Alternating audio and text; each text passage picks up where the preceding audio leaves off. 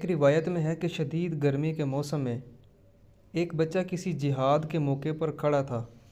اس پر بولی لگائی جا رہی تھی کہ کون زیادہ بولی دے گا۔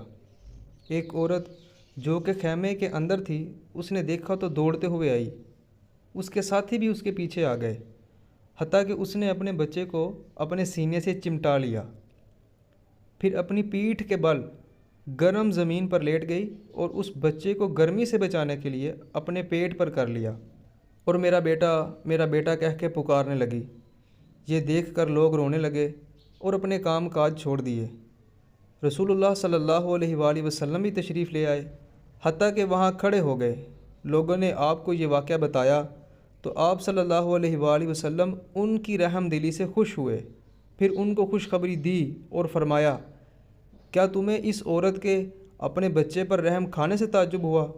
انہوں نے عرض کی، جی ہاں۔ تو غیب کی خبریں دینے والے پیارے نبی صلی اللہ علیہ وآلہ وسلم نے ارشاد فرمایا، یہ عورت اپنے بچے پر جتنا رحم کھاتی ہے، بے شک اللہ عز و جل تم سب پر اس سے بھی زیادہ رحم فرمانے والا ہے۔ چنانچہ مسلمان بہت بڑی خوشی اور عظیم بشارت کے ساتھ وہاں سے الگ ہو گئے۔ یہ حدیث مبارکہ جو ہم نے خوف اور امید کے بیان میں نقل کی ہے، ہمیں اللہ عز و جل کی رحمت کی وسعت کی خوشخبری دیتی ہے۔ پس ہم اللہ عز و جل سے امید رکھتے ہیں کہ وہ ہم سے وہ معاملہ نہ فرمائے جس کے ہم مستحق ہیں، بلکہ وہ ہم پر اپنا فضل و کرم فرمائے جو کہ اس کے احسان اور وسیع جود و رحمت کے شایان شان ہے۔